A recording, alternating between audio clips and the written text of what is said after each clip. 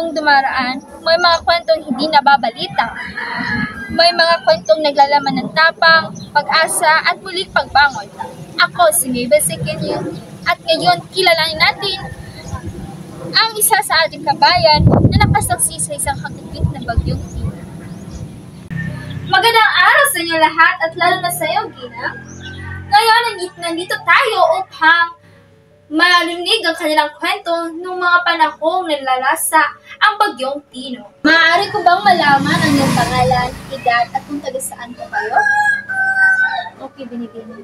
Ako si Shalency Almaden, 40 years old, taga Purok Duranta, Lupa, Compostela, Cebu.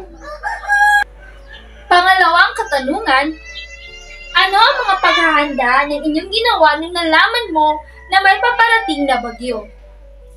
Ang among gibuhat, kaming pamilya, ang una kay among gipanghipo sa mga sinina, tanang para dili mabasa, gipangsuldo mo plastic. Ang mga importante nga mga gamit, mga dokumento, mga pula ng mga birth certificate, importante, mga diploma, mga sa padiha, among giputo sa plastic. Dayon nag-andam nangita gyud ta may pagkaon. Kutob sa usa ka semana nangita nag-andam mig bugas, kahoy, o kanang sudan itang kay di bita kagawas ng bagyo kay kuya biya kay sa gawas. Pangatlong katanungan, noong nanalasa ang bagyong Tino, ano ang pangyayari na inyong naranasan? Ako yung namatikdan among nabantayan sa pagbagyong Tino. Nakuyawan jud mi sa among bintana tingay mulupad ari sa amua matugmi. Dayon ang kaning kahoy nga daw sa mga hadlok ni matumba. Unya ang kaning mga sin, dahan kay mig silingan mga sin in town atop sa mga silingan tingali maglupad ari sa amua mo nang nakuyawan jud mi. Paghigot na mo gud ang kanang amuang atop og PC para di sa mulupad among mga atop. Sa pang-apat na katanungan, pagkatapos ng bagyo, ano ang iyong ginawa upang makabangon sa trahedya?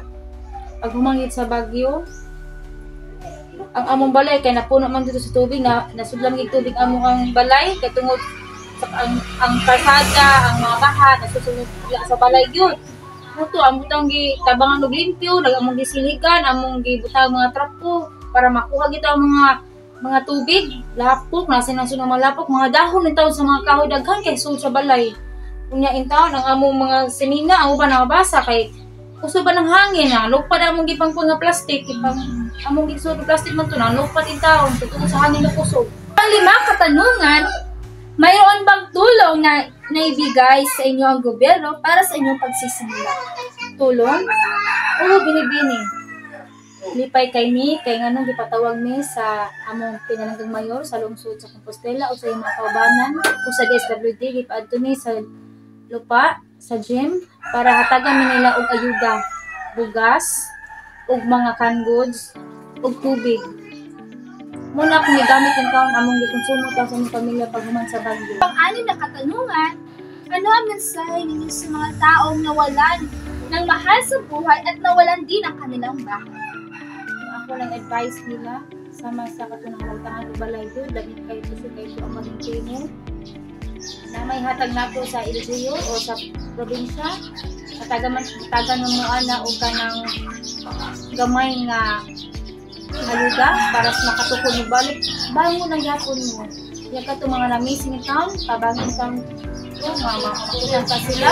At mga yung pamilya nga nadala ito sa mabaha, dawato na lang ninyo ang nga nawala sila. Kay Bautang, ang ginuragin ng hipaw na tutanan. Huli na katanungan, ano ang aral na inyong nakuha pagkatapos ng bagyo? Ang akong ginakapunan, pagkahuman gid sa bagyo, ang una gid mag-andam gid ta. So wala pa gayong bagyo, mag-andam gid ta usa to angay buhaton. Nangandam gid sa bagyo. Kay bago man daan so mangandam gid ta di man na para sa linog, nga linog akto na. So ang bagyo ato ginang andaman. Usa to angay buhaton. Dayon kanang kinahanglan gani nga kanang moana gani ang taga LGU o yung mga barangay captain, especially sa barangay nga kanang lugar na dili na safe, may pakwitan mo, evacuate kita, kaya matay kandam nga sa mo evacuate para mamonitor ta nila kung asa ta paingon.